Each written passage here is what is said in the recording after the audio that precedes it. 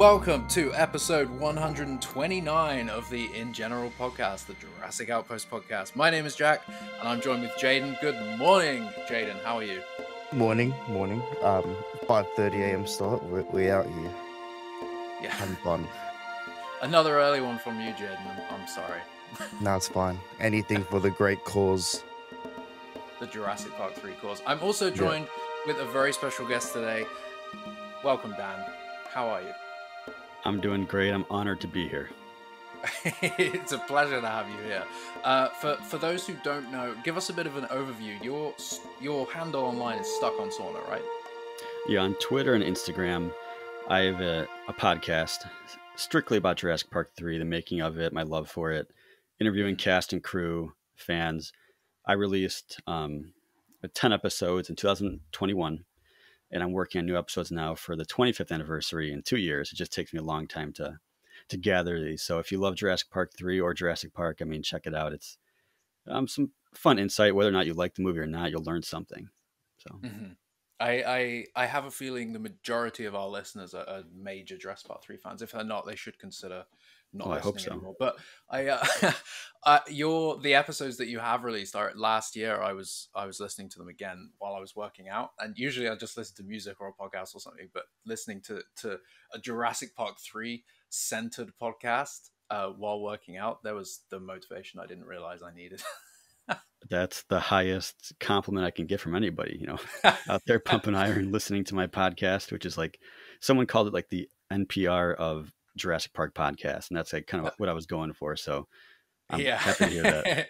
It's great. I mean, there's so much insight in there that you were able to obtain. That's the thing. I think we all love we love Jurassic Park 3. It was the one that for people kind of our age was the first one that we were kind of age, we were able to go see in the cinema. I think did you see Lost World in cinema? I did not. Unfortunately, no, I did not. Okay, so same deal, right? JP3 was your first. That was it, yeah.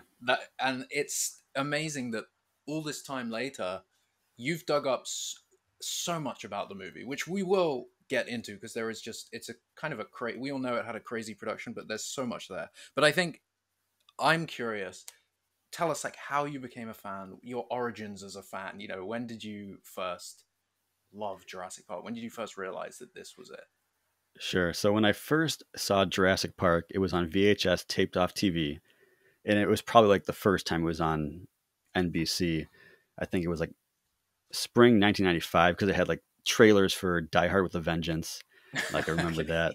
And I was born in 87 in the fall. So I was at the time probably 7 years old at that point watching it with my sister who was 2 years older. And I remember having to turn it off during the must go faster scene, like just being, I don't know, terrified of the T-Rex chasing after the Jeep. But soon after that, I mean, I watched it again. And then The Lost World, I rented on VHS. But really, yeah, it's Jurassic Park 3. I mean, that's like really what that one movie that I was counting down the days for. And, Dan's JP3 page, just the rumors like leading up to it. I was checking that thing just like a maniac every day. Just what's it going to be like? I don't know. I was just obsessed with it at the time, and the hype couldn't have been bigger. I was, 13 when it came out, and that was like the perfect age for somebody to be like really into a Jurassic Park movie. And had you, obviously growing up, you'd watched Jurassic Park, you'd obviously then been conscious, alive, you developed that part of you. Lost World, you were conscious for, is what I'm saying. You remember the Lost World coming out. You remember the Lost World as well. Yeah, the Lost World. I had I don't know if it was a Burger King or McDonald's with the watch, the Lost World watch that flipped up and flipped down and glowed in the dark. So I was, I was pretty into it. I didn't see it in theaters, but when it was on VHS, I mean, I was all about that. I mean, I remember the time. I mean, the long grass scene, the raptors, that like terrified me as a kid. I mean, still to this day, it's so impressive, the overhead shot. But as a kid, being 10 years old watching it, I'm like, this is something I'm not used to. I was mostly watching kids movies, but I mean, Jurassic Park was that exception. Just totally captivating movies. And I think you hit the nail on the head that you were at the right age when JP3 came out, you could take the whole lot in and just. I think I was trailing a few years behind you there, but I remember every moment of JP3 in the cinema. I remember I sat with my cousins, and the first time I saw the Raptors, discussing like how what's with the what are the Raptors like? What are the quills for and everything? Just the excitement is crazy.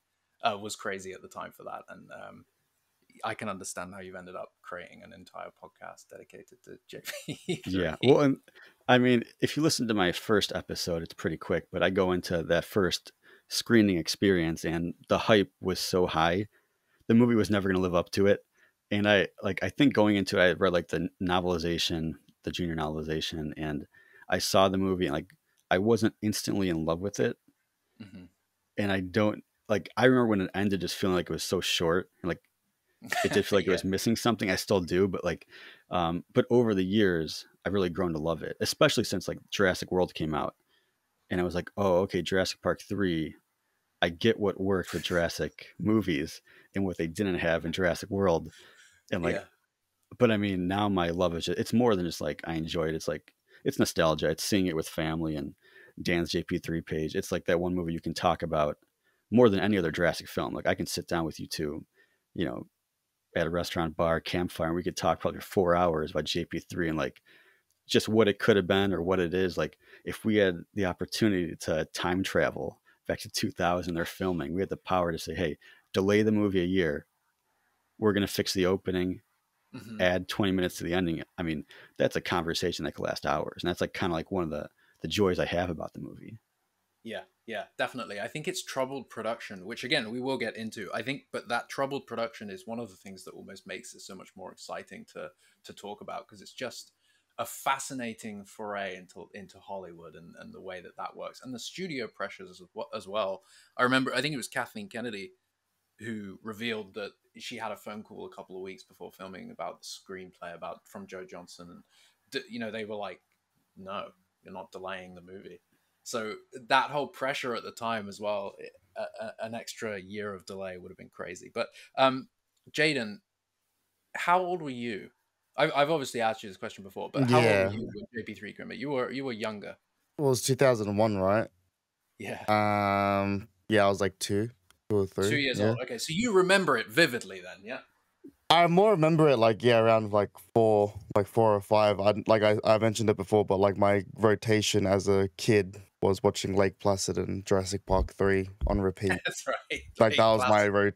that was my rotation for some reason as a 4-year-old. Which explains a lot probably about me now, but but yeah, no. So that's my earliest memory of it, and yeah, like I've watched all the other Jurassic Parks, like I remember it, but I don't know, 3 just stuck. I think it was just the shock and awe of like the Spinosaurus and how it just came in and just fucked shit up straight off the bat. I'm like, whoa, no way! As a kid as well, like because watching Dragon Ball Z, it was like kind of like a new Dragon Ball Z villain. So like it just comes in, messes everything up, and like shows the power scaling and stuff like that. You're like, oh wow, he's here. This spider's got to like, it's dominant. It just took out a T-Rex just like that. Yeah, what's going on? Such an impressive move, that just to Yeah. off the bat destroy. Yeah, it was just clean, like a clean, and I was like, all right, we're in for a long haul here, and now it's just been a generation of. It still goes on to this day. No, the Rex was a juvenile. If it was against the real Rex, like there's still like once a week on Twitter, you still see the debate with the spider and the Rex. Mm-hmm. So it's lasted generations still. And I feel like the Spino is one that truly has not had its. I mean, it hasn't had its comeback in the movies. No. But it. I feel like I'm almost. Are we too past the point now? Nah, I don't think we'll be. You don't think so? Nah, I think there's always gonna be. Everyone always asks for it. Like even for the new movie, like even managing the Jurassic Outpost TikTok and stuff like that. Every comment about when we do stuff about the new movie. Oh, I hope the Spino's in it. Oh, Spino this, Spino that. Like that's always in the comments. Everyone is just all asking about it. Even on Twitter, people are like, oh, I hope I see this. Like, I think everyone is waiting for it, and I don't think Camp Cretaceous gave it enough like service, if that makes sense. I think people still want to see it on live action. I think people won't get there first until they see that. Yeah, I agree. I think Universal has dropped the ball a little bit on the Spinosaurus. I mean, I think the crowd would just like go crazy for it if it had showed up at any of the Jurassic World movies at the end, like just even to fight the T-Rex. I mean, I don't care if the Spino gets killed. Like, it'd be fun to see that battle. But JP3 overall is kind of forgotten in the most part, but I do think the fans would love to see it. I think we are reaching a bit of a resurgence. There's definitely been a fan resurgence. Your podcast, in general, we kind of pump up JP3 when we can. There has been a bit of a resurgence with audiences, whether or not that was because of the world movies. But it is interesting that they changed the logo of JP3 on the Blu-ray releases, for example, put the T-Rex back. I always thought that was really a strange decision, because it made the movie so iconic, having that different logo, the big silver and red logo. And to change it for the releases, it was like they were almost suppressing Spinosaurus. Yeah, like, oh shit, we're gonna nerf him. We're gonna nerf it. Yeah. Gaslight the fans. Like, there was never a Spinosaurus. What are you talking about? No, what are you talking about? No, this is not the new big bad. No. Yeah. Yeah, I mean, I assume at the time a lot of people were upset to see the Spino, get killed the way it did after T-Rex had been the main focus of the first two movies. But as a fan of the movie, I like they did something different. I think it's pretty cool. And I wonder if they kind of look at JP3 as well. It stalled the franchise for 14 years. It didn't make as much money. And they're like, we don't want to talk about it. But I love looking at box office numbers. And I think that JP3 just had a lot of things going against it as far as the competition, with Planet of the Apes coming out the next week, and then Rush Hour 2, American Pie 2, just movies that were like making $70 million in a weekend, 23 years ago, which is pretty wild. That's like, it was a crowd pleaser season for sure. It was that kind of, you just go and see a load of movies with a bunch of different people. JP3, yeah, it was I guess it was a bit of a weird time for it. We know for years they tried to make another Jurassic, but you're right that it probably feels to them like it stole the franchise a little bit. Like they couldn't profit for a while after that. Yeah. Yeah, I mean, it didn't make as much as the others, but it was a different movie. It was a very different creature than the first two without Spielberg. And I mean, when I look at the release schedule of July 2001, you have AI coming out around July 1st, I think June 29th or something like that, and Jurassic Park 3, on the 18th. And it's like, if that wasn't a Spielberg movie, would JP3 have moved up a couple weeks? I don't know. I mean, could Jurassic Park 3 have made more money? If it had made, $100 million more, $200 million more, would we have gotten a Jurassic Park 4, a few years later? It's like, would that have sort of pushed them over the edge to actually make the fourth movie? Let's make this happen. And that could have been bad. Or, I mean, we might not have a Jurassic World Rebirth coming out if JP3 did better. And that's something that just fascinates me. That's such a weird concept. It is. The whole thing is weird. I mean, just thinking about the 14 years of wait, 15 years for JP4 and all the different potential ideas and the different screenwriters to end up with a new park was definitely not where I was hoping the franchise would go. But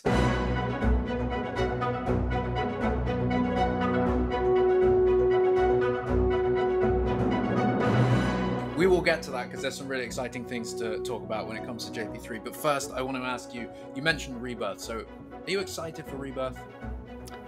I am. I've tried to stay away from... I mean, I listen to the podcast, and I try not to look at too much of the pictures on Twitter, but I like that David Koepp is back. Gareth Edwards, like, I feel so much more confident than I did with the previous three movies. I'm going into it. Mainly, I mean, Derek Connolly, Safety Not Guaranteed, love that movie. Him saying he didn't see the Jurassic Park sequels or some kind of weird quote like that always like kind of crushed me a little bit. But so having David Koepp back, I mean, he clearly knows the material better than probably anybody alive at this point, which is pretty cool. So I have a little bit more faith in him. I do hope it's going back to more just simple, get to the jungle, Um, and I do like the cast. So I'm pretty excited, but I'm also cautious because I was Mhm. excited about, I did like Dominion, but I try not to overhype these movies, but it's Yeah, I tough. think the last three have certainly set a path for the fan level of excitement or what we should anticipate. Um, at the end of the day, I come back to the fact that it's the same creatives. It's Spielberg, it's Universal Studios, and whichever execs are in charge of the Jurassic franchise specifically. It's Frank Marshall and Patrick Crowley. They're bringing us this movie. And sure, yeah, it is David Koepp and it's Gareth Edwards, but we remember that those are the people in charge. I have a lot of faith, though. I think Gareth wouldn't have signed up to something. It's his fifth movie. He wouldn't have signed up to something that is, well, has a weak script. David kept being back, as you said. That's really giving us some connective tissue that was missing from the franchise since the first two movies. His dialogue alone is something that I feel like is essential in these movies because it's not comedy, but there has to be those light-hearted moments. But in the world era, I didn't feel like any of those moments land or land at all. It's very, it's just not written well. So I think I am excited for that. I think there was so. I'm sure you saw the quote recently. Brian Quinn, who is an impractical joker, uh, said that he had heard from somebody who's read the script. They said it's fucking awesome. It's going back to basics in an awesome way, and it's fixing Jurassic Park, as the quotes. And then when we did a bit of digging, the Scarlett Johansson fan base found that he's like really good friends with Scarlett's husband. So it's now like, oh, okay, yeah, maybe he really did hear something, and that is just great to hear from somebody that's just completely disconnected from the franchise, probably only sees them peripherally, and then to hear that from him, I think is really exciting. What we've seen of the movie, we are going back to basics. We have a jungle island, we have an island, right? We have a couple of boats, we have people getting stranded, three adults, three teens, but there is the concern that going back to basics, is it just is it just relying on that very basic outline, or there has to be something more to it. But yeah, I guess that's where the hesitation comes from. I'm love what I'm seeing and I love what we're hearing, but how can they truly, I guess people are worried it will be another JP3 where it's sort of a rescue mission on an island and then they leave. Do you think that if it did end up like that, do you think that would be a bad thing? It's a hard. Oh yeah, I mean, when I first read that was like the basic plot, I thought it was like a joke and not a negative thing. But I'm just like, oh, is David Koepp finally writing the JP3 that he wanted to write? Yeah. 20 some years ago. But I mean, if it's done right and they have the time to do it and the right people involved, it's going to be great. Because in the end, it's all about handling moments properly, and it's so it wouldn't be a bad thing to me. But I love JP3, Yeah. right? To the average person, I mean, Dominion was trying to make it a whole world problem with dinos, right? And it's kind of like, and that movie feels unfinished to me. Like there should have been another one like right after it, because they didn't really solve anything as far as the main problem in the movie. So going Yeah. just to an island, it seems like they're kind of backtracking, but I'll take it because I mean that's what I wanted in the first place. Hmm. So I'm hopeful, and I do like it. As in, I mean, Scarlett Johansson, big fan of hers ever since I saw Ghost World, like 20 years ago. Just great actress. I was a production assistant on The Avengers, the first one, Oh wow. and Winter Soldier, and so working. I mean, I was able to work with Scarlett, like talk to her. I mean, she would never remember me, nothing memorable like that, but No. conversations and like seeing her interact with the crew, and for me, like just my experience was like one of the nicest people you would expect. Everything you would Totally. hope for in like a celebrity. So I'm, you know, cheering for her, and I really do expect it to be a great movie. But I don't want to hype it up too much. I keep backtracking down, like keep it simple. Dinos in the jungle. Do I hope they're going to Sorna? Of course. Do I hope that Ellen Grant is living on the island? of course, I'm a simple guy, and I think there's enough material in the novels, especially the Lost World, where if they're going across like abandoned structures, like learning about what InGen was doing, enough that would fascinate me. All the stuff that JP3 didn't show, like what was on the list and like that kind of stuff. Well, like there's no investigating in that movie, but there's opportunity for that. So I'm curious to see like how far they go into it beyond just rescuing people. Sure. Yeah, I agree. And I think initially I was hesitant by Scarlett's casting purely because I didn't want any names. I wanted to be like, wait, who? For every role, even though I know that's unrealistic in a Jurassic movie. But then, I think just the connection to Marvel taints things for me. But then I looked at Scarlett's filmography and remembered how fantastic she really is as an actress. I remember Under the Skin is one of my favorite movies, and she's the performance in that's crazy. Then they started landing the rest of the roles, and I was like, okay, yeah, this is a good cast. This is the kind of cast I wanted to see. I don't know who those kids are. I don't know who Luna Blaze is. I didn't know who Manuel Garcia Rolfo was. I haven't seen him in anything. I've seen Mahershala Ali do a solid performance in a really great movie. So I'm just super down for this cast, and I'm wondering if they will have any returning characters that we don't know about yet. I would think they do, but I mean,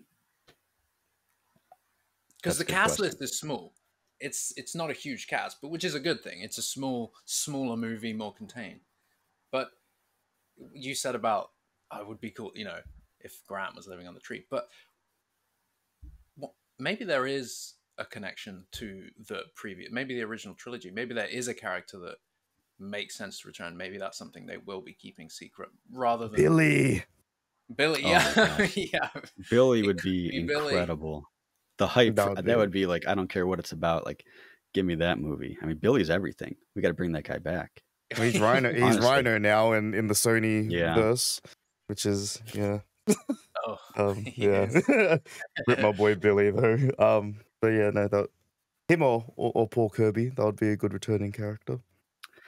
I wouldn't say no to that. And so, I mean, give us Dominion was a perfect opportunity for some random thing, like not in your face, but in the background. Well, they did the Kirby Enterprises thing in one of the Dino Tracker videos, so that was like the only thing. But yeah, although they remade the logo compared to, I think it wasn't the one that was on screen. Yeah. I was a bit like, wait. It was just the name of it. Like, yeah, that was it. But yeah, no, that was cool. It was on the trailer, wasn't it? It was like a bumper sticker on the trailer. Yeah. It was really cool. I think that, as you said, I think there were opportunities in Dominion, even just to have, even if you saw like the Kirby family on the TV in the background or something, just like being interviewed about it. I think Dominion's serious lack of returning characters, though, was somebody like Sarah Harding or somebody like that, which again, I think Billy would slip into a role like that pretty well. I think after his experience on the island, he wouldn't not want to continue studying dinosaurs at that point. He's the kind of character that would have made sense for a sequel. And he was maybe considered for a sequel, which we will get to. I want to ask you quick, Jaden, tell me about Gamescom. Tell me if there's anything going on. We've got Jurassic Park Survival, but that's not going to be at Gamescom. We've got Jurassic World Evolution. That's going to be at Gamescom. Yes, so Gamescom is happening right now as we speak. It's going on until Monday, which will be the 26th.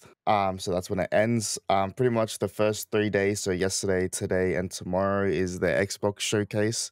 I'm pretty sure. Well, they'll be talking about Xbox titles and stuff like that. Frontier is there, and when I mean Frontier, I mean like everyone from the Frontier team is there. And from past, if we're going off history and all that stuff, and hunches. So we have Jurassic World Evolution 1, announced 2017 Gamescom, comes out 10 days before Fallen Kingdom in 2018.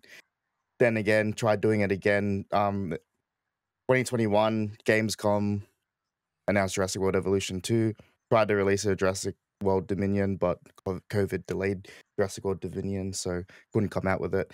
And now we have the new movie coming out next year, and in May, Frontier and Universal signed off a deal for a third Jurassic World game that is expected to come out in the financial year of 2025 and 2026.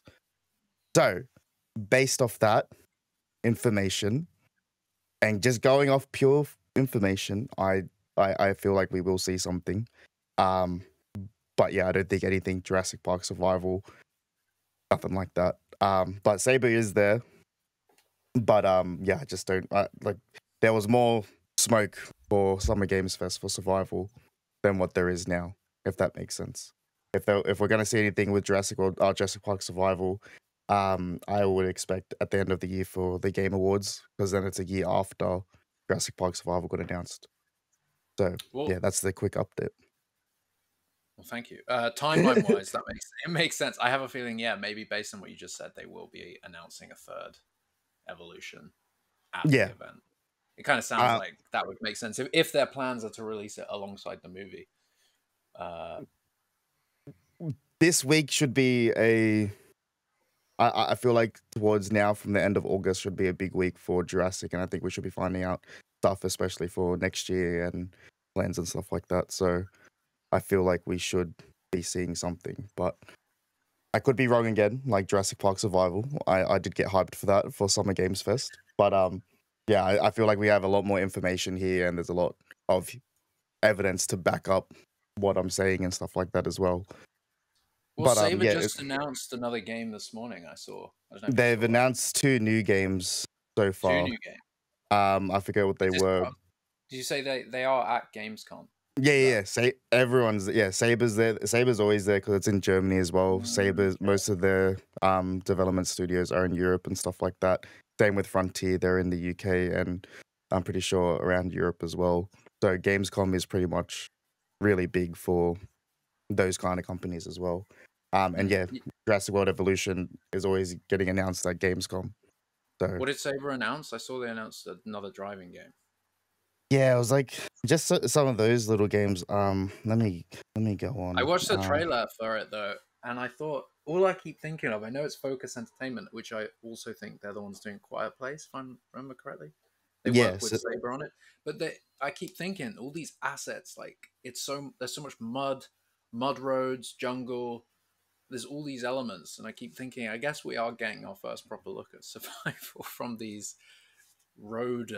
What's it called? It's like Road Builder or something. Yeah, so one of the new games that they announced is the Knighting. It just seems like a cool little adventure game, and then the other one's Roadcraft. Which is a trucking simulator. Yeah, boy. So yeah, so that's what Saber's announced. This one's slightly different in that apparently you don't just clear paths to make roads, you actually clear and make new roads or something like that. I don't know. It just seems like the same thing. But I'm down. They're very fun. It's the physics of driving, which I think I've said this before, but implementing some of that into survival when you have to drive the gas-powered Jeep will be I do feel like the driving, and especially some of the stuff that you've even like the content that we've made for like TikTok and stuff like that with the previous Saber games with the driving and stuff like that, I do feel like driving will have a big impact on survival, and the mechanics are there to make something really good as well. Are you a gamer, Dan? Oh man, not too much. I still play N64. I'm at that level, so Cool. I like my Mario Kart and Diddy Kong Racing, but you know, I am excited for the new. I mean, I have a Switch. I need to upgrade my gaming, but I just feel like I never have time. But yeah, I am excited for the game. Hopefully, I get a chance to play it.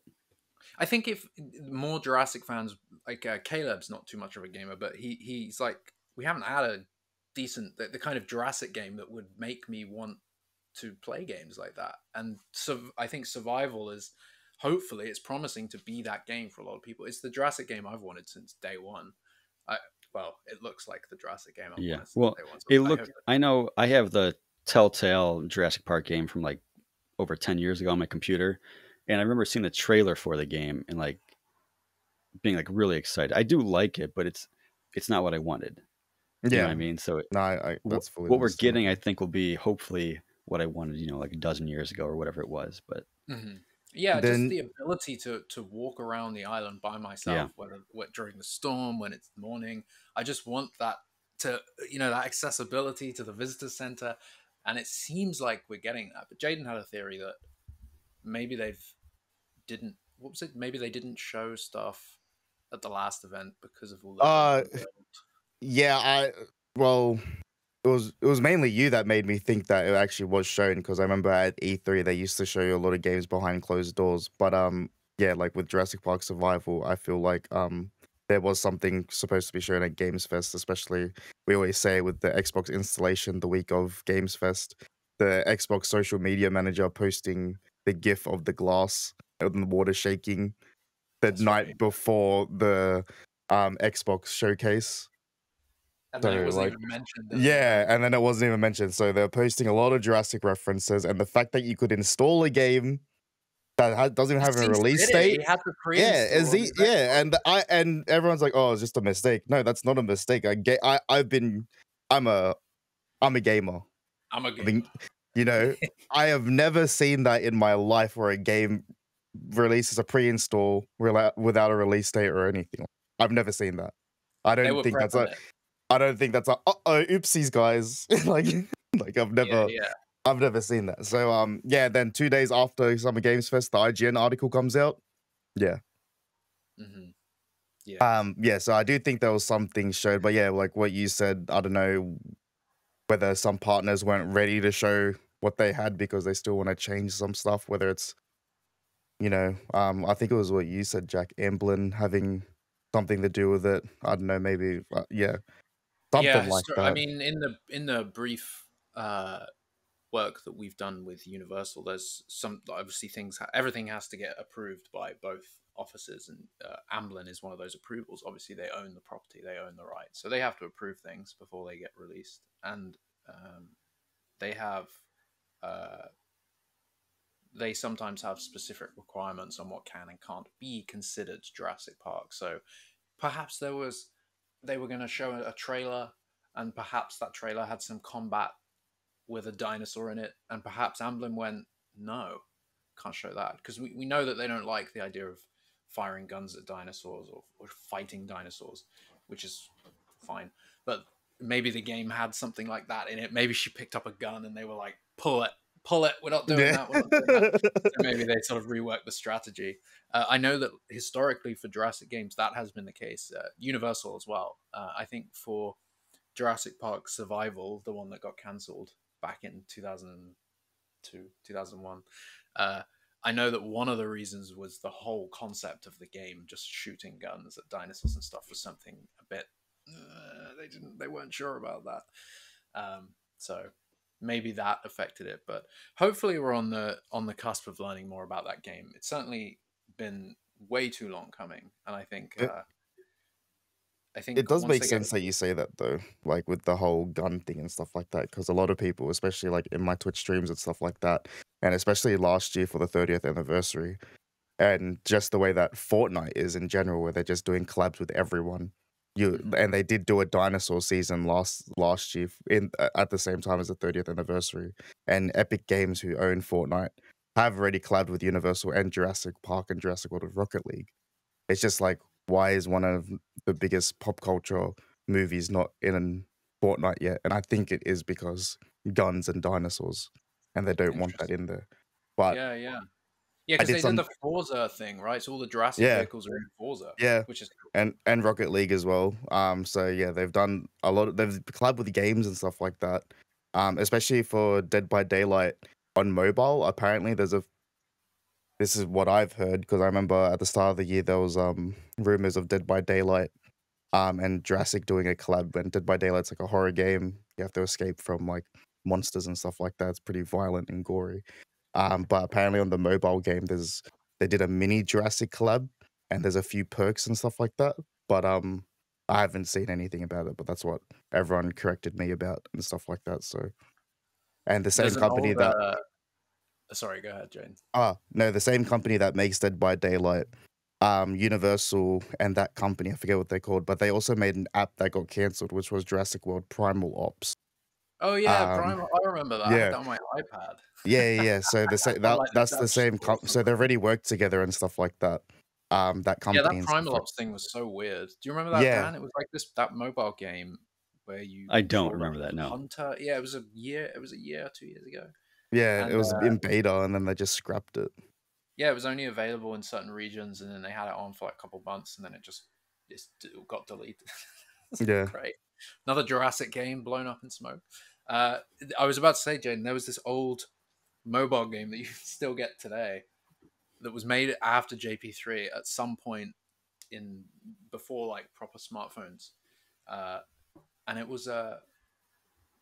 has a Jurassic Park 4 logo in it. I don't know if you've ever seen that. It's like a really old mobile game. I think I Uh, remember like hearing it because now that you mentioned that, I remember hearing about that a few years ago, but I've never actually seen it I had it on my properly. old phone. It was quite fun. And you played as Grant and you played as Malcolm, and they go back to Sorna, and there's like a team of mercenaries on Sorna trying to round up the dinosaurs again. But it's the logo is Jurassic Park 4. I always thought it was pretty cool. Wow. Uh, Also at yeah, Gamescom, Indiana Jones, they showed gameplay for that. I know Indiana Jones is like, I don't know, it's a good example to like seeing a movie go into a game and like, exploring and stuff like that and doing all that stuff. So that looks what pretty kind of cool as game well. is the Indiana Jones game? I'm pretty Is it sure it's like third person? um first person, I'm pretty sure. Let me see. I've always Um preferred I've always preferred third. I've always wanted like Last of Us style yeah. Jurassic, but first Um person will work. Alien Isolation style. I think it's I feel like for Indiana Jones, you want to be behind him. yeah, it's from first person perspective. It's first person. Yeah. I feel like you almost So want to be behind him though for his whip and everything, so you can.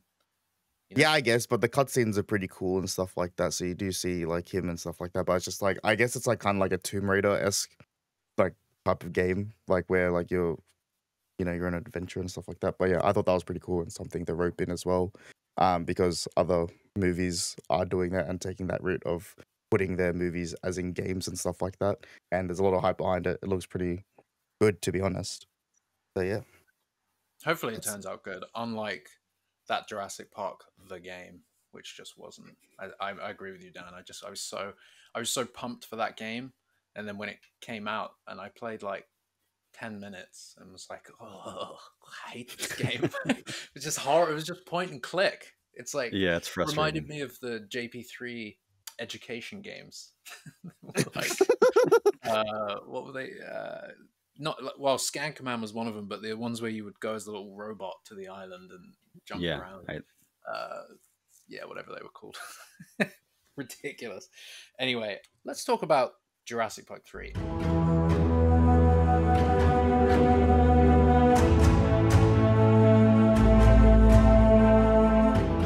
It has a crazy history.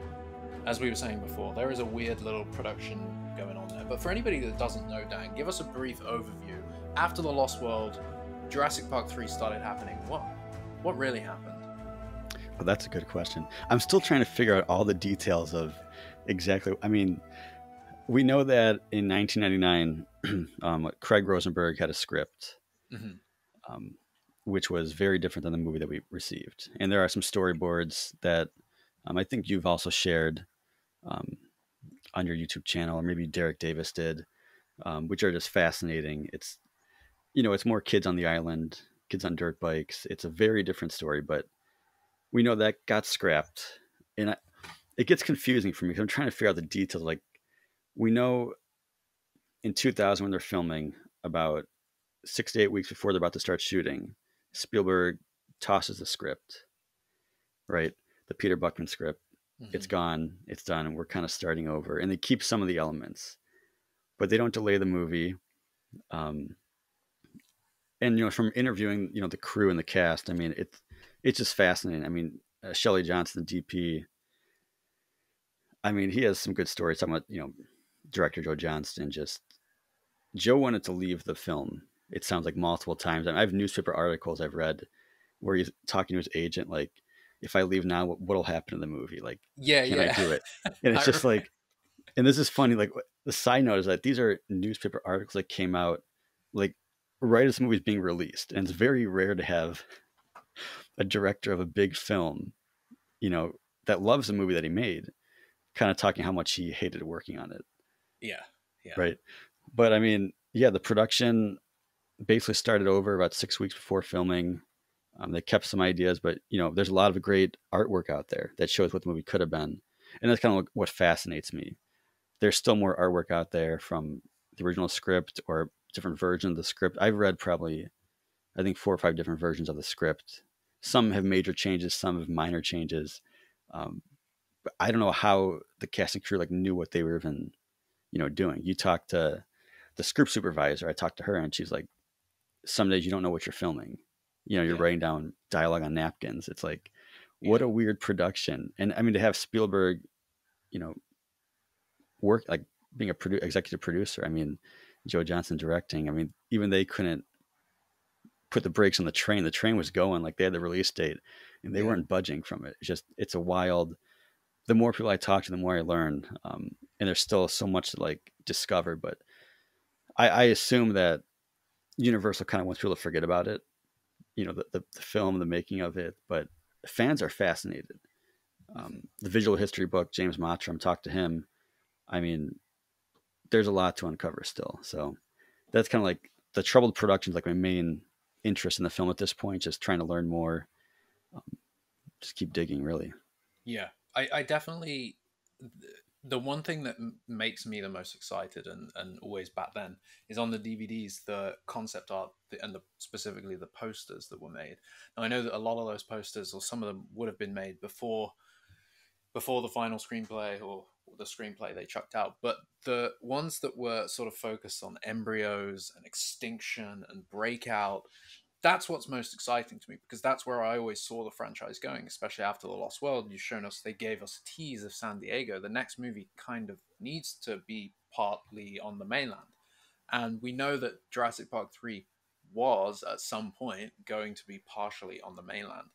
What we ended up with was a completely isolated on the island story. But can you pinpoint, or have you been able to figure out why so late in the game and after they had built many of the sets, which is partly the, I'm assuming partly the reason that contributed to not delaying the film is that they'd already built a lot of the sets. Um, can you pinpoint the reason why at that point Joe and whoever else it was wanted to chuck the script that far in? Yeah, no, I mean, I've tried to interview Peter Buckman. I pronounce it Buckman. I heard at one point someone say Bushman, so I apologize if he's listening. But I call him Peter Buckman. I think that's it.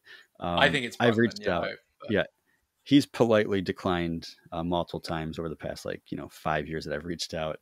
I'm because really? yeah, he would Mm, probably, you know, have more of the answer because his version of the script from April 2000, I thought was pretty good. I mean, good to me, good enough to make it into a movie. Like there were adjustments they could have made while filming to elevate it. I mean, yeah, it was pretty wild with the military at the end, you know, blowing up dinos, but they could have toned that back a little bit. yeah, Um, and just a certain tad. characters just getting crushed by dinosaurs, but there was a lot of elements they used anyways. So it's very surprising to go and get Alexander Payne and Jim Taylor, be like, hey, you have a month to do this. Um, yeah, like what really I mean, Spielberg, I wish he would kind of share more into that because I get why they tossed out the first script.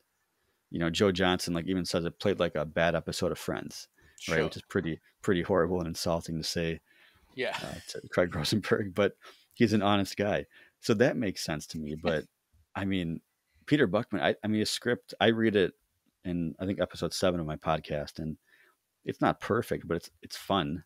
I mean, it's certainly It's a great read through, by the way, for anybody that doesn't or hasn't listened to your podcast. You read through the entire script and you have people voice characters. I do. I appreciate that because when I went It's into it, I pretty didn't great. intend for it to turn into like people acting. I'm like asking my cousin, "Hey, can you read this?" You know, like, yeah, sure. Like, so I mean, you know, it was a lot of fun to do, and it really, I mean, I'll listen to it and be like, I can just picture it so well in my head. Yeah, me Um, too. It's completely in my head, and I think I remember there's a whole sequence. I can't remember if they're on motorcycles or not at that point, but where they're chased in a valley by raptors, yeah, and they're on the the bikes. whole environment you can see in the cancelled Jurassic Park survival video game, which we know they were working with elements from Jurassic Park 3 at that time. I'm sure they would have seen something or read something, because there's a whole sequence in that game where he's running down a valley chasing by raptors, and I just kept thinking, this is that sequence. When I was listening to your thing, I was like, this is the same location. I was like, Yeah. I think that you're part of Sorna or whatever. But sorry, go on. Oh no, I was going to say, and similar to that, I mean, Owen riding the bike onto the plane and the raptor basically riding the dirt bike to his death, or the bike to his death. I mean, I immediately, like, in my mind, referenced that the storyboard from the 1999 script. So it'll be interesting to see, even in Rebirth, will they go back and take anything from some of the JP3 scripts, the multiple scripts they have? I mean, they must have, who knows? I mean, dozens, tens of dozens of versions of the script that were never used or tossed out or just like edits, because I've seen different openings for JP3, definitely different endings. I know, Jack, you've read probably a few of the same scripts that are out there. Yeah. And we know, I know a lot from your podcast and people you've spoken to about some of the various iterations, but there is that, if correct me if I'm wrong, but the actual script that was thrown out, the one that was right up until that point, we don't have that screenplay, or do we? Okay, so in my mind, it's 1999, Craig Rosenberg, multiple planes on the island, the kids, right? That script I've never seen. I've asked people, where it, like, do you think you have it? Nobody seems to know. And I doubt, I've tried to reach out to Craig Rosenberg, no response. I don't know if he would even want to talk about it. I mean, considering what Joe Johnston has said about his writing abilities back then. Yeah. But then Peter Buckman, I mean, the April 2000 script, like what I read was more of almost like a treatment. I know, like, and that was April. So I'm thinking that might have been the last, or close to the last version before Alexander Payne came over, right? So I'm thinking some version of what I read on the podcast is what was like kind of tossed out, because then there's no mainland. Characters get deleted, renamed. Different In the opening. one you read out, there's not actually that many sequences on the mainland. No, I mean, they might cut to it like 4 or 5 times. It's just they're investigating throughout, whether or not, what's causing these problems, what's doing the killings. And then at the end, they kind of show up at the island to kill the dinosaurs once they realize the dinosaurs are killing. Yeah, that's right. To me, it always felt like that version, the physical version we have, as you said, it's kind of more treatmenty than the actual screenplay. I imagine that's probably something that's just stuck and stayed within the studio system, never kind of was taken out. But there has to be somebody that has that, the very one that Joe was like, no, this is good, because that is the narrative, right? It was Joe Johnston that made the call. I've heard Joe, I've heard Spielberg. I mean, Spielberg to me makes more sense. I feel like at that point, if I were Joe Johnston, I'm like, we got to delay the movie. And if they say no, I feel like he would kind of make the best of what he had. Like, would he be like, I have, 6 weeks, I'm going to toss the script out? Maybe. So I've heard both. So it's kind of tough to say exactly why they did that. I mean, it must have been a pretty big reason. And when I think about the investigation on the mainland, it only works because at the end, it leads them to the island with the military. And they're just like destroying these dinosaurs, right? Blowing them up, shooting them. Yeah. And if it's like, at that point, they realize, hey, we can't do this. Like, the military will not let us, like, do that. I mean, just Universal plus the military, like using their ships or tanks or whatever, like, it's not going to happen, right? No. So once that's like off the table, like, okay, well, it takes away like the investigation for them and takes away the third act. And it's like, maybe at that point they kind of knew they had to change things. But I'm just kind of guessing at this point, because I've seen someone emailed me a bunch of PDFs of emails between Larry Franco, the producer, and people in the military, like trying to get, hey, we're filming on this day. What can you help us do? And like, hey, we can be there then, but you can't do this. Like, different like rules and guidelines that they could do. It's pretty interesting. The guy bought it off eBay, a bunch of like printed emails. So, but Between the producer Jesus. of JP3 and the military, but that's crazy. it fits with James Mottram, who did the visual history book. Yeah. In my podcast, he tells me I should check out a book, something about like how the military is involved in making movies. And there was a chapter about JP3, and I still haven't read it, but I kind of need to, because he was fascinated by like how involved they were and like what they dictated could be done and when, and how it was kind of like, yeah, we know the military, the US military, the military industrial complex, whatever you want to call it. We know how they are with Hollywood. There's been how they influence movies and how involved they are. There's a huge budget set aside for it, I believe, at the Pentagon for just movies in Hollywood and making sure that they appear as the best military in the world on screen. We've all seen that. But yeah, the JP3 connection there is really interesting, especially considering how small they end up in the movie at the end. It's the Navy, isn't it? She sends the Navy and the Marine. Was it the Marines?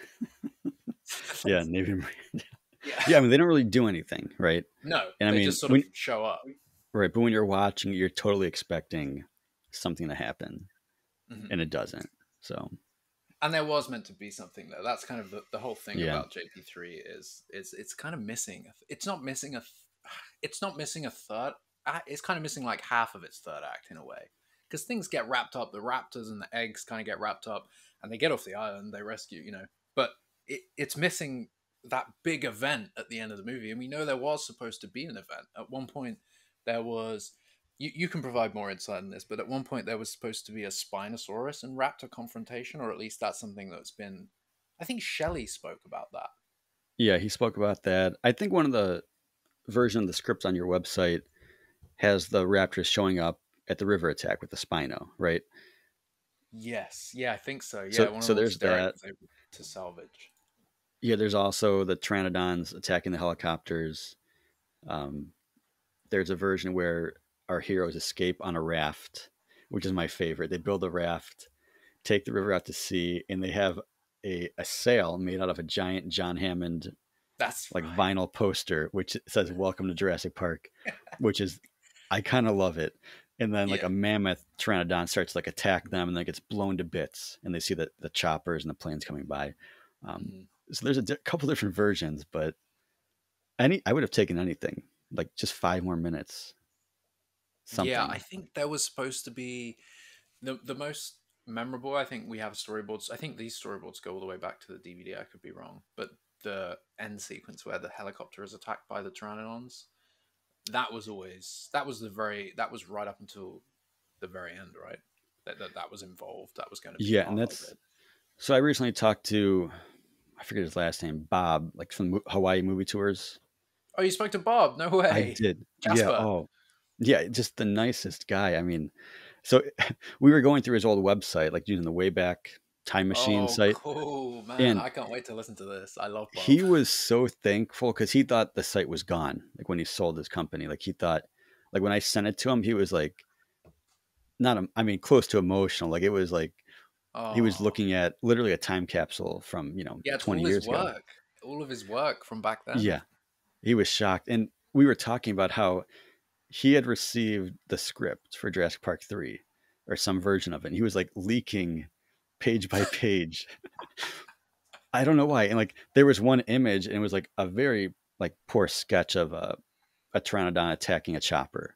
And like he had all this stuff like posted on his website, and Universal wanted to take down his site and everything. And he finally like took down the pages. So I mean, I don't know. And that was while they're filming. So I don't know if that also had any influence on it, because like it was out there at the time, but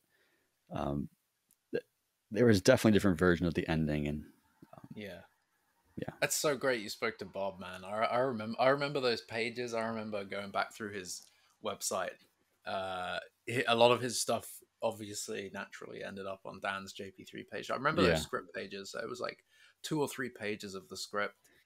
Yeah, you can still find it if you use I think it's the Wayback Machine website. It's something like that. I mean, you can find the script pages. I mean, he basically, like for me, my experience as a production assistant, Bob would be my worst nightmare. Like, yeah, like if I had to worry about some guy up in the jungle with like a telephoto lens taking pictures, like I'd be like looking all over the place. Yeah. Just paranoid. Because I mean, I think back to working on Captain America, like w- stupid job you'd have to do, like hold an umbrella in front of Sebastian Stan, like don't show his outfit, don't let anybody see it, and it's in the city newspaper the next day because I couldn't get the umbrella in the right spot, stupid stuff like that. Um, if I was on Jurassic Park 3 as a production assistant and there's this guy who's like stalking the set and leaking information, like his picture would be on the wall if you see Yeah. this man.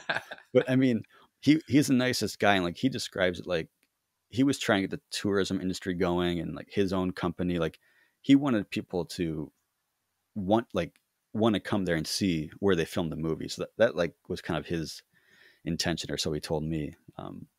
Yeah, Bob's movie tours. Did he? Yeah, Does he still live in Kauai, or did he left? I think, or is he back on the island? I'm not sure. Okay, yeah, because I have to. he kept that going for a long time, and I think he ran. I think he like co-owned or owned a hotel, one of the hotels on Kauai. I remember following his page for that because I think the hotel closed in the end, and then they had like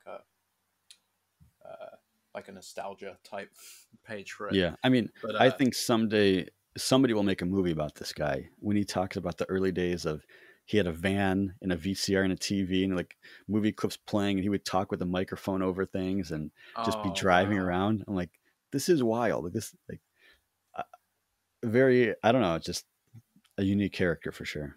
yeah, I love that. And I remember years after JP3, he would obviously be waiting for the next Jurassic movie, and there were many reports where he would say like Universal had been on island.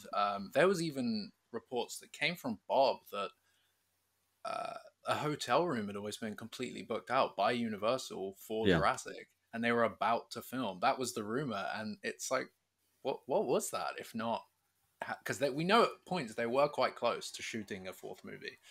Maybe not that close, but we know they were closer than than people think. yeah. I I mean, always I found that think they were really. ready to go a few times. I mean, if what he said was true about booking out hotels and traveling, like scouting locations, maybe I'm sure they had a script ready. I mean, obviously Universal wants to make money, so when they hire like multiple people for John Sayles and William Monahan and uh, Rick Jaffa, Amanda Silva, like they were ready to go, right? They Mhm. were hoping next summer we're shooting, and it just never really materialized for 14 years, which is just pretty wild. It's a seriously wild timeline. That, like, thinking back as well at all the opportunities, all the different rumors. Like my my teenage years are just made up of memories of obviously what I was doing in my teenage years, but then Frank Marshall saying, yeah, we have a really good script," and then no, actually, we're not doing this movie. It's going to get delayed again, and then yeah, it's back on 2005, then 2007, then 2008, then 2009, then 2010 maybe. Or I think it was Well, 2009 when they decided no, we can't oh do yeah, that Jurassic was, anymore. I mean, over a decade of my life. I mean, after the third one came out, watching on VHS, my love for JP just kept growing. And it's Yeah. like, okay, check Dan's JP3 page. What's going on? And the thing, there was a quote. It was something like Spielberg said it was the best. Jurassic Park 4 was like the best script he's read in so long and best idea. And we're taking dinosaurs in a whole new direction. We're never going back to the island again. And I was like, whoa, what's this going to be? Slow down, Like, Chief. What are you talking yeah, about here? pretty much. I'm like, come on, man. Just, this is simple stuff. Just, I don't know. They were so desperate to get away from the islands, it seemed. And for me, as a complete Jurassic nerd, the islands were one of the. I mean, it's the most like one of the most important parts of the movies. They were such a character in themselves, and I felt like obviously I'm not alone in this, but the exploration. Yeah, we'd had two movies on Sorna, but Sorna was not done. There was so much left there, especially after JP3. The new InGen logo, to me, telling me that there was new InGen stuff going on. The Spinosaurus, the whole JP3 didn't reveal too much, but it hinted at all of that. That wasn't on their list, kind of thing, and you get the sense that there's so much more going on that island, and it's just out of reach. It's what JP4 was always supposed to be, was continuing that thread, but then continuing the sort of global implications of what would happen. I feel like we've totally missed that chunk. Jurassic World tried to do it again. I wasn't too fond of what's come. And now Rebirth might be trying to do the JP4 thing. You said earlier about how they've got to have gone back over some of these old ideas and old scripts, and I think that's backed up by David Koepp being back. With David Koepp having only written the first two, and him coming back to rewrite this one. As you said, maybe it's him finally having a chance to be like, this is the third Jurassic Park. I'm going to do the third Jurassic Park. But he has to have gone through the archives. He has to have. I just feel like that would be the first thing you would do, maybe. Or maybe not. Maybe they want a fresh take, uninfluenced by what's come before. I don't know. Well, they clearly want to go back into the vaults and to the novel, because the Lost World novel, it's my favorite, but there's so much in that story you can use. I mean, there's probably 2 movies you can just grab plot points from, just from that novel. I mean, I love it so much. That's why I'm a little bit like the Lost World, the movie. I know, Jack, I think you like it a lot. Or Love is the I word. do. Oh, okay. It's fine. I like it. You'll come but around. I'm glad that I didn't read the novel first. Mm-hmm. You know, because now I can read the novel and it's like a whole new movie in my head, versus like if I read the book first and then saw the movie would be unwatchable. The amount of stuff they just like toss out and forget is pretty shocking when you think about it. Like, Michael Crichton writes this novel, here you go, let's make a movie, and it's like, oh, that's great, let's change everything. Spielberg just puts it straight in the trash. It's like, nah. Right? I mean, it's pretty wild that he did that. I mean, yeah, it's Spielberg. Like he's trying to make concept, the best movie he can, I guess. Yeah, that's the thing. They took the concept right. They took Site B. They took that whole idea of, well, actually, the dinosaurs weren't bred on the first island. They were bred on, and that was all great. But yeah, to completely scrap the entire story. The only thing I can think of is that the story focused a lot on Dodgson, and he had cast Dodgson as a small, very small cameo role, not somebody that can really lead a movie. Maybe he just felt like we can't go down this path. Maybe Cameron thought like maybe he just didn't see him as a full. I don't know. I think it's funny having the narrative that we know of, that Spielberg had asked Crichton and pushed Crichton a little to write a follow up. What would you do next? What would you do next? To then be given a fantastic novel, like you said, it truly is. It's one of Crichton's. I think it's arguably my favorite Crichton novel of all the ones I have read, but. To then be like, yeah, cool. Anyway, we'll scrap all that. We'll just keep Sarah Harding, take her out, and the trailer sequence, we'll have some of that. We'll take Kelly, but not Arby. Push him aside. Like it's such a funny, funny thing, because it almost in a way as well. I read the Lost World, and I see it fit perfectly as a sequel to the first movie. The way it's written, it feels like it could implement like perfectly from that first film, not necessarily the first novel, and then to have just a completely different movie made of it. It's so funny. Well, not just that. I mean, again, Spielberg tosses out the third act and sends them to San Diego. I mean, that's also another last minute, pretty wild deviation from the novel, from the script. I mean, I don't agree with it. I think it's. Jack, just don't hate me too much, but I mean, I feel like the movie at that point, I mean, Kelly takes a nap, right? Nick Van Owen disappears. Roland's character his story's wrapped up, and it's like, where'd they go? Like, I don't know. It's just weird, but I like it. I don't love it, but I like it. Yeah, that's the downfall of it for me as well. When they get to the mainland, I honestly think, because it has warmed up to me the older I get, The Lost World is like my comfort movie now. Because it's like, yes, it's like, because Jurassic Park, like, yeah, it starts like not like slow, but like you can fall asleep to it, but then it just gets insanely loud. Jurassic Park 3, it's like all action. You can't fall asleep to it or anything like that. Like, The Lost World is like my white noise, like to go to sleep. So I watch it and stuff like that, because it's like chill and all that stuff, and I can fall asleep to it. But yeah, I always wake up when like they just get to San Diego. I'm like, bedtime now. I'm like, yeah, okay. I was like, wow, that's a perfect movie. And then yeah, I like that you're going to sleep to The Lost World. That's how it starts. And then I honestly, like, before I joined Outpost, I was like, nah, No, I don't know what people see about the Lost World. Not JP3. No, I'm still JP3. But like the older I get, I'm like, nah, I fuck with the Lost World more and more the older I get. And like that's the one that I'm watching the most now out of all of them, which is It's weird. funny because he says exactly the same thing. He was always the Lost World sucks. JP3 is the best. But Yeah, anytime I speak to a C, I'm like, what are you up to, buddy? He's like, just watching Lost World. yeah. Like I okay. get, but like Jurassic Park 3, I can chuck on during the day, and I'm like, yeah, sweet. But yeah, at night, like, or if I'm like just want background noise or something like that, or like I go to people come over or whatever, and you just like talk at the dinner table, have the TV on the background. I'm like, yeah, Lost World. Like that's what I'm doing and stuff like that. And I don't know the Lost World as well. I quote it a lot more than the other movies as well. Like, That's mom is very David. angry. That's David Koepp. Yeah, He's coming like back. I quote that a lot.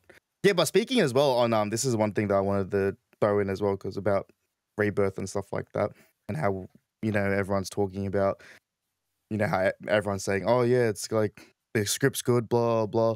Jonathan Bailey also came out and said something recently saying that he was loving it and loving the script, and we're doing a whole new version of the Jurassic Park franchise. So I wanted to throw that in there and get your thoughts on it. But what did he mean, Jaden? I don't know. Well, people now like, are they rebooting it? And I'm like, no, I don't think it's a reboot. I don't think they'll do that. But I did catch that this morning. I think language yeah, is interesting because the way they talked about Jurassic World was quite similar, saying about sort of like reinventing and stuff, if I remember correctly. And then they didn't. They just sort of like they just did a park. yeah. Pretty simple.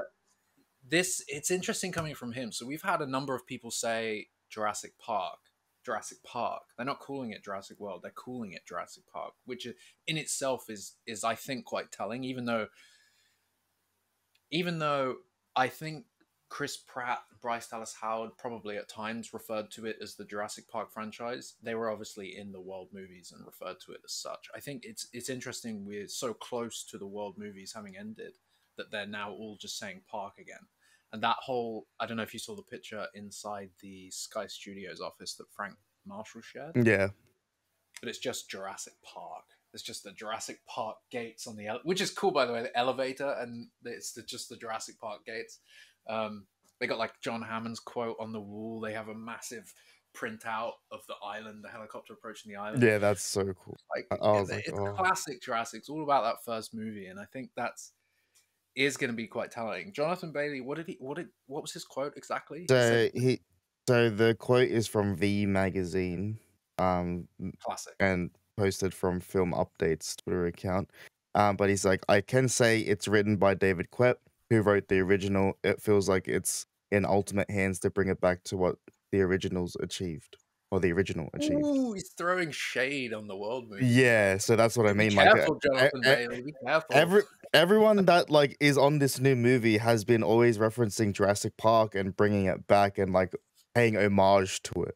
That excites me more. It's literally been, we've just had 3 movies. Like, yeah, and as well from the start of the year as well, like how they said they wanted to, like those quotes going around how they really wanted to get away from Dominion as well. So everything that's like they're saying about it, I'm loving it. Right? Yeah, I'm like, holy, like they're really like, I'm surprised that Universal's kind of letting them say all this stuff, like, because it's pretty much just like jab after jab after jab at the last 3 movies. Realistically, they're like, we're like, it's just all they're doing is talking glowingly about the real big 3. You know what I mean? Just talking about it, showing love and stuff like that. So yeah, like I'm pretty excited for it. Yeah, I think it's very telling when actors come out this early on. I mean, I know that for a lot of it, we know that they have to say positive things, but it doesn't usually happen this early. They can say, oh, we're filming, it's a great experience, but they don't promote movies this early on. And obviously during the run-up, we know it's part of their contract. They have to say, Dominion's great. Come see Dominion. It's a brilliant movie. We know they have to say that. This is really interesting because Jonathan Bailey he could just say, oh, I can't comment right now, same as Scarlett Johansson. I know Universal is so tight-lipped, so I can't say a word, can't say anything, but they want to. You can see the excitement when they talk about it, especially Scarlett. She wants to say, and I think the fact that, yeah, as I said, the fact that everybody keeps calling it Jurassic Park, I think is really telling on what the story is going to be. However, all I'm hearing is that it's a sequel to Dominion, not that we're going back in time. Yeah, I think that was already. I think we already established that like ages ago. So I don't know why everyone's kind of on like because this is what I just saw this morning. Mind you, I woke up at 5:30, so it was only a quick catch up on everything. But that was what happened 5 hours ago with that Jonathan Bailey interview, I guess, and everyone's taking that as like reboot talks, which I don't think it is because I'm pretty sure No, they confirmed that it's not a no, reboot. and they said we're doing our. I mean, you could see it, right? They said they're doing. What did he say? We're doing our own version of Jurassic Park. Or Yeah, he said it's in ultimate hands to bring it back to what the original achieved. And then wasn't there another he, quote where he said like we're doing our own? yeah, he said he's like I'm loving it. We're doing a whole new version of the Jurassic Park franchise as well. We're doing a whole new version of the Jurassic. It just yeah, it's just a soft reboot like World, I would say. New era, new stuff, but they're obviously going to be tackling something different. We just I have no idea what that different is going to be. Uh, I'm wondering if there's any element that actually, Dan, this is a question for you. David Koepp, what was his involvement with Jurassic Park 3? I mean, as far as I know, it was just like the idea, right? The simple rescue mission. I'm pretty sure that was like right before they hired Alexander Payne. It was something like he came in, forget the whole like mainland investigation, just make a crash landing, go rescue them. Simple story. Mm-hmm. I think I'm Mm. recalling that right. That's my memory of it, is that he didn't have anything to do with it. In Yeah, fact, I think there's a quote where he said, I've written all I can in regards to Jurassic, like I don't have anything else to give." Something like yeah, that. And then I know that when the script was uh, thrown out, or whoever made that decision, um, the decision was then to run with a David Koepp suggested plot, which at the now we know a little bit more about how it all went down. But I used to justify it at the time by, if I was Joe Johnston taking on Steven Spielberg's a Steven Spielberg sequel to two movies Steven Spielberg has done, and it's Jurassic Park, it's Universal's hottest property at the time, and then the script isn't being written by the guy who wrote the first two, and it's also the first one not based on a novel, I'd be freaking the hell out.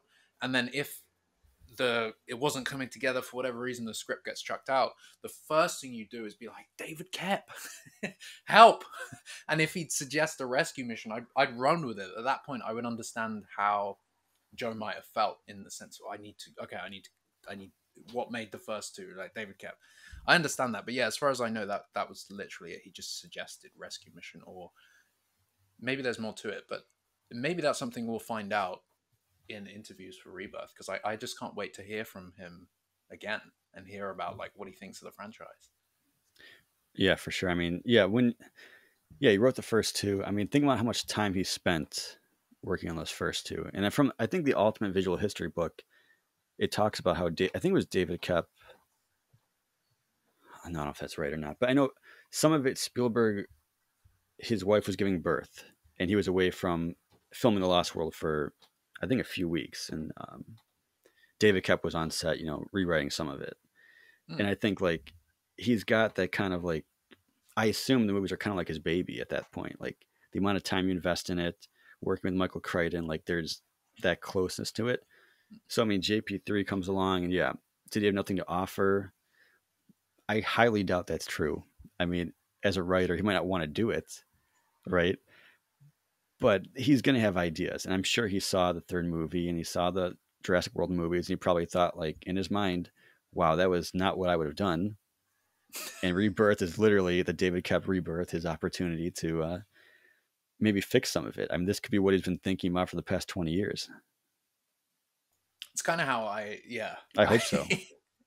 I do wonder what his perception is of the world era. Like obviously he's not going to criticize, but to say he wrote the first two, yeah, I would be. He was probably what's the phrase? Chomping at the bit to get his chance to write something again. Oh, for sure. I for mean, listen, Jurassic. the Jurassic World franchise of 3 Also, movies, they could have used David Koepp to just like last look at the script and offer suggestions. I mean, that would have made a big difference. But Yeah, I think if I was Colin, after the speaking of Colin, reaction to Fallen Kingdom, I probably would have tried to get David Koepp to write the script instead of trusting myself to do it again.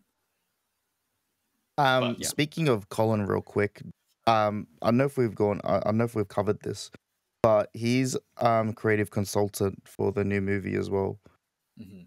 on Yeah, I saw that on IMDb. IMDb. Yeah, I know yeah, that anybody can edit IMDb and still yeah, up to the yeah, like we could put names on there now if we yeah. wanted. We could put posters on there. Loads of people put their fan posters up on the IMDb page. I'm But just I don't. taking it with a I, pinch of salt. yeah, but I don't doubt it. I think he probably is being. He Yeah, is a bit because creative consultant. especially like making I think he would be there as the law guy, like you know what I mean. You know what I mean, like filling in the gap between the three Jurassic World movies. So like things aren't. I don't know. That's just my guess, anyways. Yeah, no, To be there for law purposes. I think it makes sense. Yeah, I saw a I couple of just other thought I'd bring names on that in. there. We saw that Phil Tippett is back Yeah, as dinosaur sort of supervisor. dinosaur supervisor. Yeah, Yeah, be interesting to see because I don't think Phil was too keen to do any more Jurassic movies. If I'm honest, the way he talks about World. Interviewed him once. He was like, I don't want to talk about that. Let's talk about the first one. It's like, okay, let's do it. Let's do but yeah, it. sorry about that. I just saw that, just catching up with everything from that we it was underneath everything that I just saw about the Jonathan Bailey thing. So I just thought I'd climb that Yeah, in. no, I caught that this morning too. It's fascinating. I do want Colin hasn't been able to speak about Jurassic for a while. I mean, I'm not sure whether he's able to or not. More so, we had an interview with him booked for I think it was supposed to be during Dominion or something, and then obviously the pandemic happened, so everything got delayed and things like that just get pushed out of the ether kind of thing. But then after the movie came out, we had sort of approached again about now that it's all the dust has settled, would you like to sit down and have a chat? It's like, no, Oof. no, I can't right now. More so like I would like to, but no, not right now.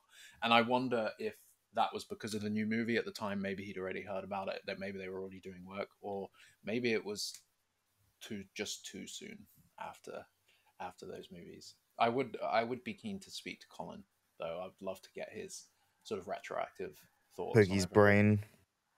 Yeah, and see like because the way he talked about the World trilogy before it happened, after the first one, is very different to what we ended up seeing. So I would be really curious to sort of pick his brain about how that went down, because that in itself is another fascinating look at Hollywood and the development of movies. Dan, before we do any kind of wrap up, I want to ask you: you have a second? Would you call it a second season of your podcast coming, or just the sort of next run of episodes? What would you call it? I would call it a second season for the 25th anniversary. Hopefully, it's just so tough to the people I'm trying to reach out to. It's difficult. So hopefully, I at least have a couple episodes. Well, who I have have a you got so handful. far? This is what I want to. You've heard, so you got Bob. I got You got Bob. Hawaii's King. You've got Bob. At least I got Bob.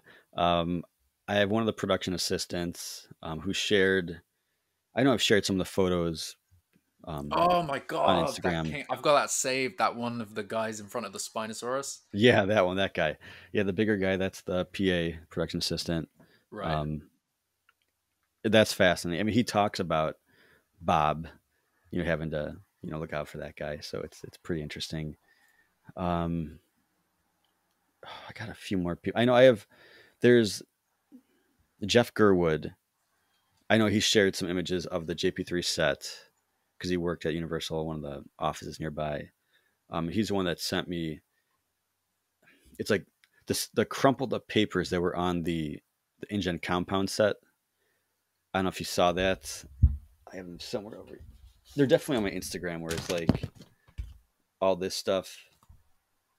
Yes. Oh, Well, anyway, yes. yeah, so he worked nearby and he would like venture out and explore the JP3 set. And he found those people like crumpled up in the corner. So Amazing. Amazing. I'm trying to think. I've been like recording off and on for the past like 2 years essentially, so Okay. it's kind of like I don't even know, but I mean, obviously I'm trying to reach out to Joe Johnston, trying to get, Alexander Payne. Alexander Payne, he he had a screening of the movie Election at a local theater a few months ago, and Okay. I couldn't find a babysitter. So me and my son, who is 15 months old, we waited out in the lobby hoping to catch him. Weren't able to. They had a Q&A going on after, so we went in there, and like I was waiting in line to ask the questions like about like anything Jurassic to like clear some things up for us. Everyone in the crowd, I'm sure, had no idea he worked on Jurassic Park 3. Like No. they care about all of his Academy Award winning movies, and I was They're going all to there ask for about, like Sideways or so, oh yeah, Descendants or something, and then Nebraska, yeah. yeah, And love my it. son wasn't. He was a little getting, irritated, so we couldn't. I didn't want to disturb people. That was like the closest I got to. And I've written like, actual physical letters and, emails and calls, and it's a challenge, but people say no. I mean, Sam Neill, his assistant, has said no for, I reach out like every 6 months or once a year, and I was Said like, no, we no. don't want it. I'm surprised at the Sam Neill thing, especially after the Dominion appearances Oh and yeah. stuff. I mean, during Dominion, it was like, well, he can't do it now. He's working on the movie. And afterwards, I'm like, reaching out again. And it's something where if I'm able to talk directly to Sam Neill, he might say yes, right? But the assistants, managers are tough to go through, The lack right? of context as well is probably being Yeah, passed off to him. it's tough. Like with William H. Macy, the first when I talked to him, a few years ago, that was just his manager agent, like were very strong, like didn't respond or said no, like just he's too busy. But finding his assistant, who seemed pretty young, talking to him, he talked to him, and it was a yes. So it's like if you can find the right people or skip over somebody, that's what I'm hoping for. But it's you know most people are like that was 20 some years ago. I don't want to talk about it.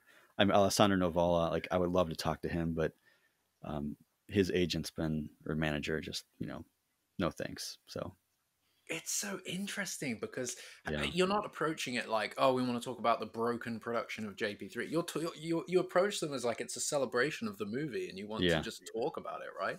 You're not saying like, oh, we want to go into the dive into the details of like Hollywood system, you know? yeah. So I mean, and that's where it's like, are they just too busy, or do they just don't want to talk about it? Was it a bad experience? I mean, Sam Neill talks positively about the movie. Hmm. William H. Macy has talked negatively about the production, but he was happy to talk, and Yeah, he yeah. just goes with, hey, I was a different person. That was 20 years ago. It was not the ideal situation, but he says he's proud of what was, achieved in the end, which I mean, I would be too when you hear stories about the making of the movie. I'm Hmm. shocked it was even, finished really. Hmm. Yeah, it is a it's crazy what we do end up with because 20 plus years on, uh, still enjoying the hell out of it. The movie holds up, and I think it's some of arguably of that original trilogy. Arguably has the best blending of animatronics and VFX, which I think was such a feat in 2001. Even being able to like with the Raptors, sometimes you just can't tell. Wait, CG? Yeah, it's Yeah. pretty Oh yeah. shocking. And you're just like, oh yeah, okay. It's pretty incredible. Oh, I But mean, when I so saw real oh, quick Jurassic World on the big screen in 3D opening night, when I saw those raptors, I was just like in shock. My mind couldn't comprehend what I was seeing. Like, how yeah. do they JP3 perfected it? Don't mess with it. I But know it was so weird seeing that. I mean, to be fair, the VFX of the Indominus Rex when Owen's under the truck, vehicle when he The yeah, just woke up. van, the truck. Yeah, in yeah, the trailer, I thought, oh, that's an animatronic head. That looks right, so good, and that was a really fantastic VFX shot. And a lot of the Indominus stuff was actually pretty good, especially considering it was all daylight, bright sun. But yeah, the raptors and there was even a couple of shots in Fallen Kingdom VFX shots. Like it was a close up of Blue, that's like arguably the worst shot in the movie because it's just I don't understand why it's so bad. And yeah, you go back and you watch JP3 and it's just perfection all round. Yeah, there's a That's all it. couple That's what it of is. The yeah. perfect cinematic masterpiece. So oh, it could have been, the goal is Joe Johnston, of course. You've spoken to Shelley, who I'm sure Yeah. indicated to you that in the right circumstances, Joe would talk about the movie, but it's not going to be easy. But Yeah. I mean, yeah. It's just you got to catch him on the right day, and then I don't know. I mean, I feel like he would want to talk, but I'm clearly yeah, wrong. but it So has to be the right. You're right. It has to. I feel like for Joe, it would have to be the complete right circumstance because he probably has so much to say that he doesn't want to be like only get a short amount of time, or he probably wants to do a load of prep as well. I don't know. It'll well, be I interesting mean, to, yeah, he's talked so openly, like just negatively about the making of the movie, right? Even like leading up to the film's release, you can find interviews online where he's just like, it was a struggle. It was terrible. I wanted off the production, and yeah. like that's so yeah. He could just be like, it's 20 some years later. I mean, it could be a positive interview, but I'll keep trying. I mean, obviously Sam Neill. I mean, Laura Dern would be a dream, but I feel like that's almost like the most unlikely. Um, It'll be but yeah. Laura Dern would be tough. I think Sam Neill. I'm surprised. I am actually quite surprised because, as you said, I feel like he would. I feel like he would want to talk about it. It would be good. But if you just keep trying, there's definitely a way in. yeah, I'm trying to think if there's anybody else. I think that's kind of. I think the ultimate goal is Joe. If we can, if we can get Joe Johnston in a room, but if we could literally pin down Joe Johnston, there's so many questions about this movie that he could answer. He could just. he could settle everything about Jurassic Park 3, and he could solve the 14 years between that and Jurassic World, because he was off and on. It seemed like pretty involved. Like he was even during press for Captain America in 2011. He's talking about Jurassic Park 4. Yep. Like they're working on it. That was, I mean, so many questions for the guy. Just I know, and I remember it was in 2011 when we hadn't heard of Jurassic Park 4 since 2009, when Frank Marshall, Kathleen Kennedy had said, "We ain't doing it. It doesn't make sense to do it," because obviously Michael Crichton had passed away and then Stan Winston passed away, and they said felt like the right place to leave it. And then it was 2011, I think, when Joe, as you said, during that run-up, was like, "Yeah, we have this incredible idea or something for JP4. It's so different." And he even said, I remember him saying at that time, "It's not the Dinosaurs with Guns script. It's not the John Sayles one." Like he pinpointed that out. And then obviously we never ended up getting what he had going.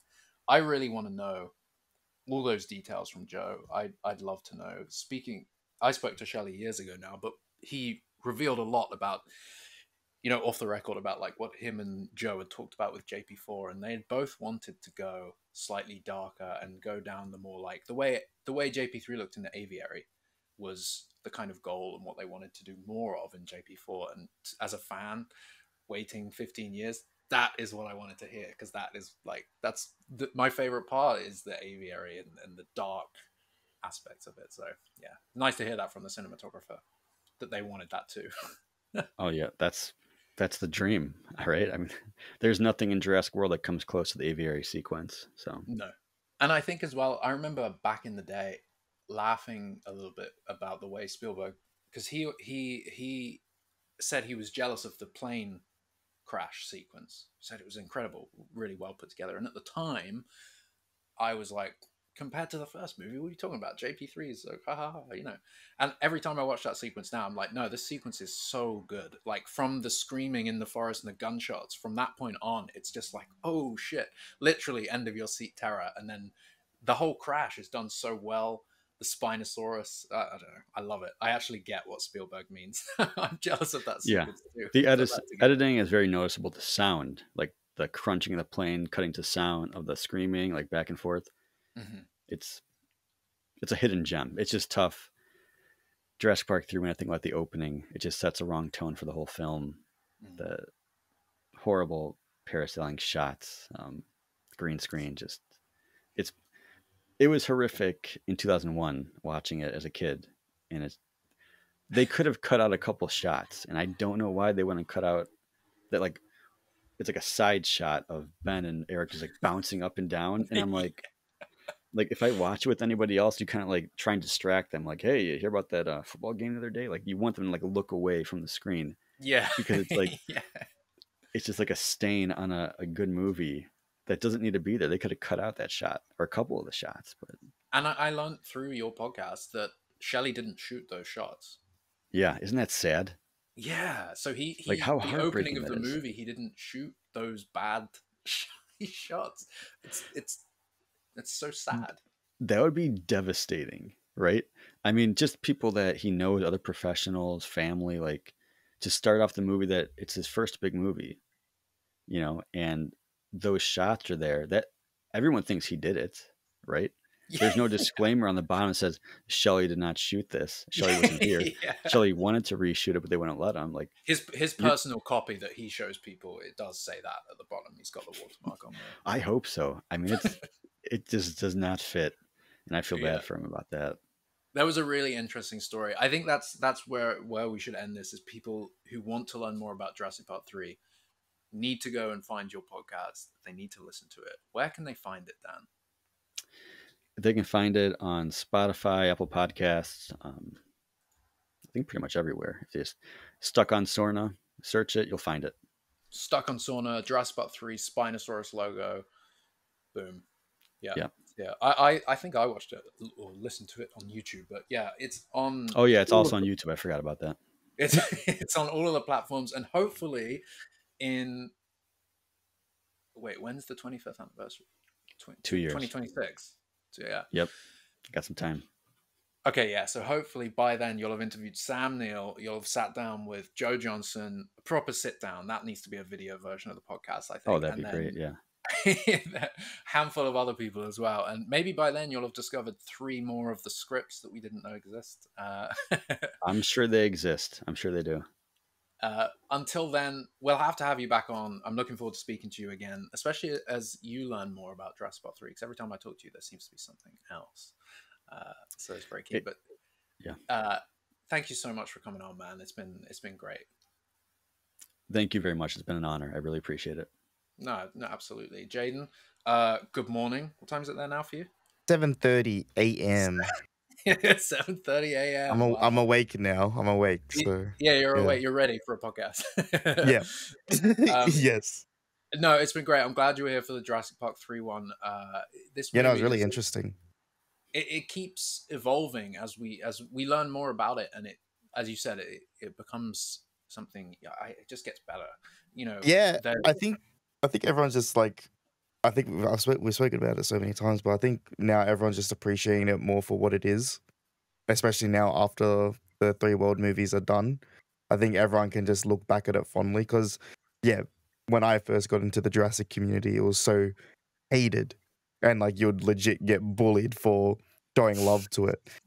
And now everyone's like, you know what? No, I like it. I can watch that now. And now it's like, cool. You know what I mean? Everyone's like, yeah, I love JP3. Look at all these cool raptors. Yeah. What do you mean? I've been back in JP3 the whole time. Yeah. Nah, you weren't there in the trenches. That's it. No, that's true, man. I think genuinely, like, people don't want to admit, but we admit it. We talk about it. You said it yourself, Dan. But after the world movies, 3 of them, I think people have kind of come back and been like, oh, that 3rd one's actually pretty good. And I don't think people are ready to admit that, the reason. But yeah, it really does hold up, I'd say. And I've been lucky enough, I think there's a few of us out there who have a 35mm copy of the movie. Just being able to watch it in its sort of film grainy, pure form, it just makes it even better. Especially because that 4K transfer is just garbage. I personally think that. I don't know about you. I don't like that 4K version of the movie. It's very flat. I mean, I personally think the new Jurassic movie should just be a new Jurassic Park 3. Like, just refilm it. Just do everything the same. It kind of feels like they are. Sorry, briefly, before we go, I did want to ask you, have you seen Alien Romulus? Has either of you seen Alien Romulus? No, but I've heard really, like, mixed things now. I like the first 2 days, I heard it was really good. And now, like, after a week, I've been hearing a lot of, like, very mixed now. So I don't know. But I'm a chicken shit. I can't watch scary movies, so yeah. You haven't caught it, Dan? No, I have not. I'm hoping to. It's just tough, Are you an Alien fan? Oh yeah, I mean, I I even love Alien Resurrection. I think in Okay. the same way that I love JP3. Um, no, Prometheus, Covenant. I mean, I love them all. Mhm. You forgot to I've been. talk about Twisters, by the way. Totally forgot about that until now.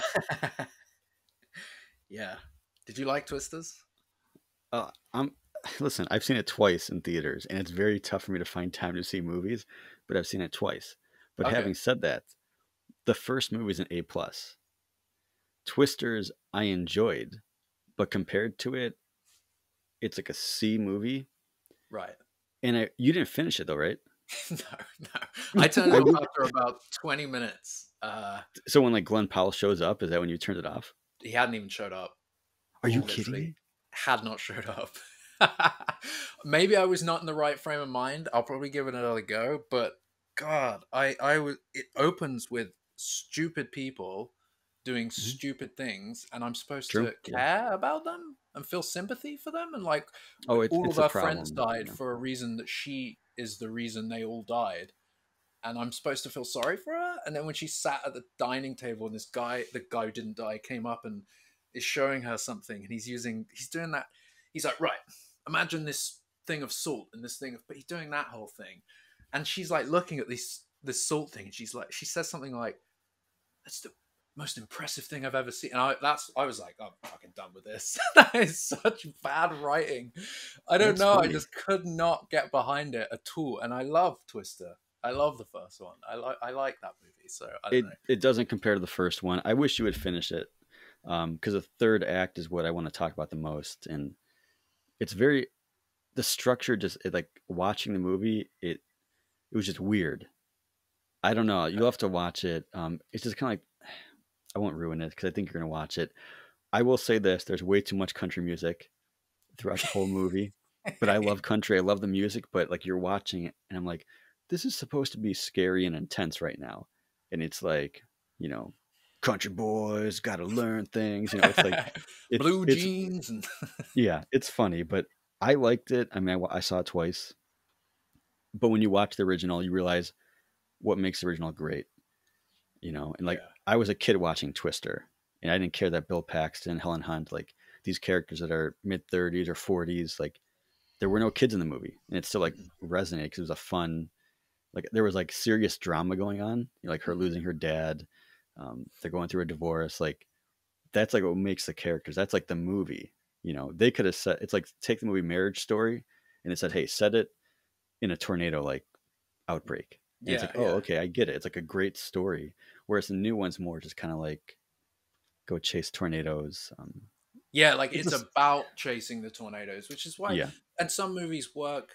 Obviously, some movies work in that way, but Signs is a really good example of a movie it's about aliens, like absolutely not about aliens. It's about a man who's lost his faith and is trying to right. re-find his faith. That's the movie.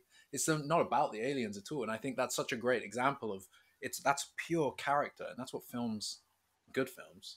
I will finish Twisters. I will Oh yeah, because you let I me was know. really pumped for it. Yeah, I'll give you a shout. But God, I think people are just starved for good movies. That when one comes along that's potentially quite good, like Longlegs, like Alien Romulus, we all overhype it. We get so overhyped, and then we overhyped ourselves. Like most of us going into Jurassic World, we overhyped ourselves, Yeah, um, and that can spoil an experience. But I will watch it. I will finish it. I'll give it a go. I got bombed for saying that though, for saying I gave up after 20 minutes. People were not happy about I that. bet. I mean, it's a fun movie. Like I'm shocked you gave up watching it. I've heard good things about it, but yeah, I don't know. I think I I just think like that couldn't deal with that bad right. I was just like, no, I don't like it when you get 20 minutes into a movie and you hate the characters. I'm like, I'm supposed to like them. On that note, thank you so much for joining the InGeneral podcast. Dan, it's been great speaking to you. Links for your podcast are in the description. People can find you on there. They can find you on Twitter. They can find you on Instagram. You share Jurassic Park 3 content all the time. So we'll have you on again, Dan. It's been great speaking JP3. Jaden, thank you for joining. And always for the cause. I guess JP3. Yeah, Jurassic Park 3. that's pretty much the new Jurassic movie anyways, so let's go.